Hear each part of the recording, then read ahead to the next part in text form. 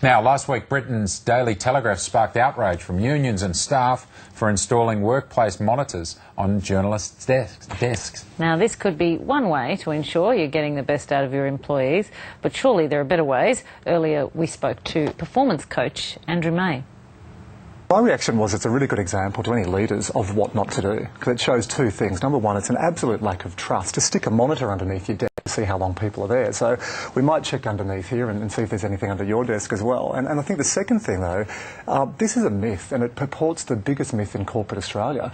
Hours worked does not equal productivity. So the leaders at the Daily Telegraph UK have totally got rid of all the trust, that bedrock we need in organisations, and they're purporting this myth. You know, some people are in their jobs for 4 or 5 hours and they get a whole heap done in a normal working day. Some people can be there for 10 or 11 and do nothing. So, look, I think it's an example of what not to do. Terrible. It goes against all the principles that have been spoken about in the last few years about flexibility and work-life balance as well. Yeah, and can you imagine you're tapping away and you drop a pen and you look under and see this device and then you Google it and then you're thinking, what else are they monitoring here? So, because that's actually what happened in this situation, That's what happened. I think someone dropped a pen or they were picking up something between their toes, and then they looked at and saw this little thing called Occupy, and then they did a Google search, and then everyone, you can imagine the grapevine around the water cooler that Big Brother's watching. So yeah, don't do it. And as Kay referenced, I mean, it does fly against the trend now, especially in corporate Australia, where they're going toward a model that says all roles flex. You know, big Australian corporates are saying... The big activity-based work, or ABW, is not about now having offices and bums on seats. And I know this, like I'm an employer, I have a number of great staff who work at home, sometimes for half a day or 1 day a week. PK, you know, with writing, you know, if you're writing a book or doing something trying to be creative, you don't have to be seen. So again, I could sit here all morning and fill up all these segments. It's about a goals-driven culture, isn't it, rather than a hours spent at your desk culture. This is micromanagement to the max. So this is old leaders, and I think they need to get in a time machine and get into the now. OK, well, they can get in a time machine or they can listen to your tips for how to be a better boss. What are you looking at here? Nice segue, PK. Thank you. I think number one is have clear performance indicators. So again, it's not hours worked.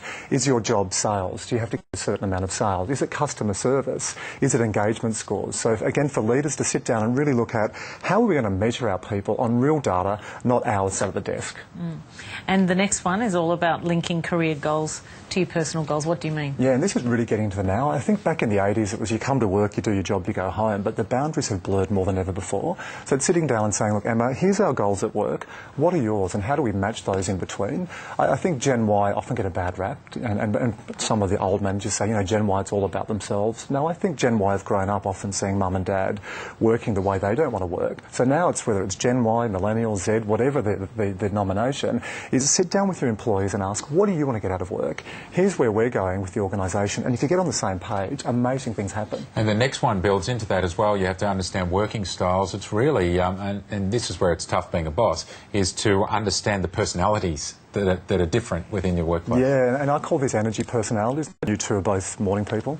Otherwise you wouldn't be getting up there. That's a major miscalculation. Oh, you're doing late line as well, so you're both. But there's three basic energy personalities. There's the true morning people. I call those gazelles. They're the ones that jump out of bed, go walking around the tan, the oval, and they get to work and, you know, have a cup of water and they say, good morning. Then there's the other people, the evening people, about 15%. They're the ones that burn the midnight oil. And about 2/3 are in between. So they work okay over morning, crash after lunch, and then come home strong.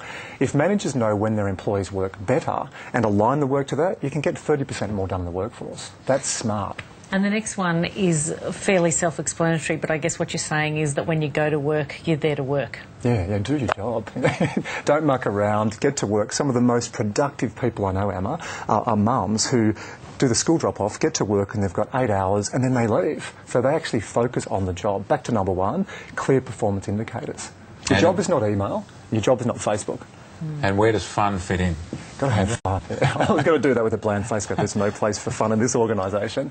You've got to have fun, and that's why I do a lot of conference speaking. I used to think it was, you know, going off site was a bit crazy, but I've actually seen over the years you need stuff like that. Have a few team building events, have a few dinners. It might be a golf day or a walk. Bring fun in, and don't always be serious. Get a blend between here's the results, what are your goals, and we've got to laugh. You know, at the end of the day, we want to turn up to work and have a good time with our employees. And reward staff. Yeah, and reward doesn't have to be big boozy lunches. You know, reward could be we're going to go out and have a morning tea, or we might go to the museum or go to the movies. I think the premise of this article is what not to do. What to do is look at you're employing people. And people want to belong. How do you make them belong? Workforce, make it like a family. There you go, make Andrew your workforce May. like a family. Good I'm stuff. sure all employers adopt that, certainly what they do here at the ABC, don't they, Paul? We're all like a family big on News family. Breakfast.